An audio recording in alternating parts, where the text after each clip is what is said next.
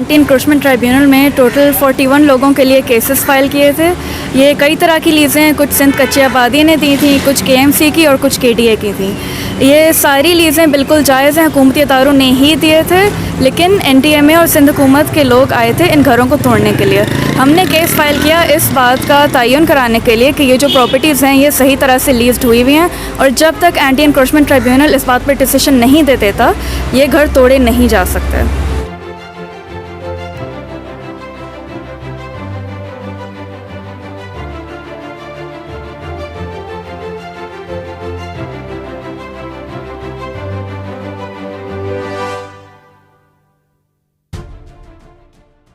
हमने डॉक्यूमेंट्स दिखाए हैं कि हम लीज़ मकानात हैं हमारे पास, जब एक हुकूमती इदारे ने हमें लीज़ जारी करी है तो इस तरह आके हमें इंक्रोचमेंट की मद में हमारे घरों को तोड़ा नहीं जा सकता है। यही चीज़ आज ट्रिब्यूनल ने हमारी सुनी और हमारे हक़ में फ़ैसला दिया है कि जब तक ये कंफर्म नहीं हो जाता कि ये लीज़ है या इंक्रोच्ड है, तब तक ये घर मकानात नहीं तोड़े जाए। घरों पे स्टे मिल गया है, जो 41 लोग हैं उनके घर नहीं तोड़े जाएंगे। कल इंशाल्लाह हम और केसेस फाइल कर रहे हैं और लोगों के लिए इंशाल्लाह स्टे लेकर देंगे।